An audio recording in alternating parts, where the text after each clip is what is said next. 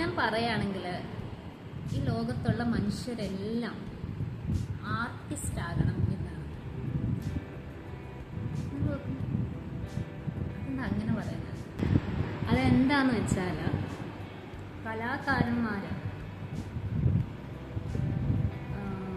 More than നമ്മൾ daily കഴിക്കുക, ഉറങ്ങുക, പണം സമ്പാദിക്കുക, ഇതിൽ നിന്നും ഒക്കെ വ്യത്യസ്തമായിട്ട് എന്താണ് ലൈഫിൻ്റെ പർപ്പസ്, എന്താണ് മീനിങ്, കുറച്ചും കൂടി ഒരു സർഫസ് ലെവലിൽ നിന്നും കുറച്ചും കൂടെ ആഴത്തിൽ ലൈഫിനെ കുറിച്ചും അവനവനെ കുറിച്ചും തന്നെ ചിന്തിക്കുന്ന ഒരാളായിരിക്കും എന്നതാണ് ഒന്നാമത്തെ കാര്യം. അപ്പം ആ ഒരു ചിന്ത, ആ ഒരു ക്വസ്റ്റ്, ഒരു തേഴ്സ്റ്റ്, ആ ഒരു എൻക്വയറിയിൽ നിന്നായിരിക്കും ആ ഒരു കലയുടെ ഒരു പിറവി എന്ന് പറയുന്നത്.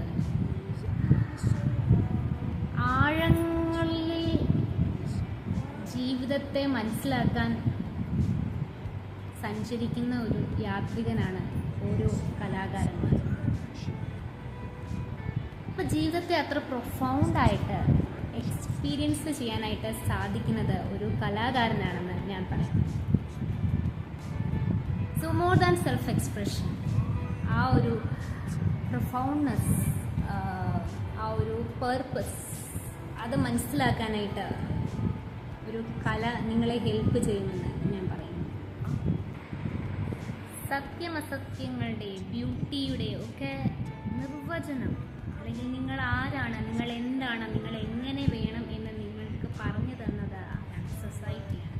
സോ അതിൽ നിന്ന് നമുക്ക് റീഡിസ്കവറിങ് അവർ സെൽഫ്, അല്ലെങ്കിൽ എന്താണ് ഡിഫൈനിങ് അവർ സെൽഫ്, നമ്മളെ തന്നെ കണ്ടുപിടിക്കുന്ന ഒരു യാത്രയാണ് ഒരു കലാകാരൻ ചെയ്തുകൊണ്ടിരിക്കുന്നത്. അപ്പം ആ ഒരു രീതിയിൽ സെൽഫ് ഡിസ്കവറി എന്നുള്ള രീതിയിലും തീർച്ചയായിട്ടും നമുക്ക് കലയെ സമീപിക്കാവുന്നതാണ്. ഞാനൊക്കെ എൻ്റെ മിക്ക വീഡിയോസിനും വളരെ സീക്രഡായിട്ട്, വളരെ മെഡിറ്റേറ്റീവായിട്ടാണ് കലയെ കാണുന്നത്. നിങ്ങൾ കണ്ടിട്ടുള്ളത് ഭയങ്കര സീക്രഡായിട്ട്, ഭയങ്കര മെഡിറ്റേറ്റീവായിട്ട്. സോ നമ്മളിൽ നിന്നും വളരെ വലിയതായ എന്തോ ഒരു ഹയർ സെൽഫുമായിട്ട്, ഒരു ഹയർ എനർജി ആയിട്ടുള്ള ഒരു കണക്ഷനായിട്ട് പലപ്പോഴും നമ്മൾ കലയെ ഉപാസിക്കുന്നവർക്ക് അത് ഫീൽ ചെയ്യാറ്. സോ ആ ഒരു രീതിയിൽ ഒരു ഡീപ്പ് കൈൻഡ് ഓഫ് മെഡിറ്റേഷൻ, അല്ലെങ്കിൽ നമുക്ക് നമ്മുടെ സോളിൻ്റെ ഒരു സംസാരമായിട്ട് നമുക്ക് ആർട്ടിനെ, കലയെ കാണാവുന്നതാണ്. അതുകൊണ്ട് തന്നെയാണ് ഇപ്പം നമ്മളൊരു ക്രിയേഷനാണല്ലോ, ആ ക്രിയേഷൻ ചെറിയൊരു സൃഷ്ടി, വലിയൊരു സൃഷ്ടി എന്ന് നമ്മൾ തരം തിരിക്കാത്തത്. കാരണം അത് ഏത് തരത്തിലുള്ള ഒരു സൃഷ്ടിയാണെങ്കിലും അത് നമ്മുടെ സോളിൽ നിന്നും വരുന്നതാണ്. അതൊരു ട്രൂത്താണ്. അത് സത്യസന്ധതയും നൈർമല്യവും നിഷ്കളങ്കതയും ഉള്ള ഒരു ക്രിയേറ്റീവ് പ്രോസസ്സാണ്. അത് ഒരു സോൾ ഡയറക്റ്റായിട്ട് സംസാരിക്കുന്നതാണ്. And also this art having immense power of transformation. നമ്മുടെ ഒരു പെയിനിൽ നിന്നുമൊക്കെ, നമ്മുടെ ദൈനംദിന ജീവിതത്തിൻ്റെ പെയിനിൽ നിന്നെല്ലാം ബ്യൂട്ടിഫുള്ളായിട്ട് നമ്മളെ ട്രാൻസ്ഫോം ചെയ്യാൻ ഹെൽപ്പ് ചെയ്യുന്ന ഒരു ടൂളാണ് നമ്മുടെ ആർട്ട് എന്ന് പറയുന്നത്. ഒരു കലാകാരൻ എപ്പോഴും തൻ്റെ പർട്ടിക്കുലറായിട്ടുള്ള ചില നിമിഷങ്ങളെ പ്രിസർവ് ചെയ്ത് വെക്കുന്നുണ്ട്. ഉദാഹരണമായിട്ട് ഒരു പെയിൻറ്റർ ഒരു സൺറൈസിനെ അല്ലെങ്കിൽ ഒരു സൺസെറ്റിനെ, ദാറ്റ് പർട്ടിക്കുലർ മൊമെൻറ്റിനെ പ്രിസർവ് ചെയ്യാൻ പറ്റുന്ന ഒരാളെന്ന് പറയുന്നത് ഒരു കലാകാരനാണ്. അപ്പോൾ ഇങ്ങനെ പല ലെവലിൽ ചിന്തിക്കുമ്പോഴും, അതുകൊണ്ടാണ് ഞാൻ പറഞ്ഞത് ഈ ലോകത്തുള്ള ആൾക്കാരെല്ലാം തീർച്ചയായിട്ടും ഒരു ആർട്ടിസ്റ്റ് ആവേണ്ടതുണ്ട്. So that you can experience many things.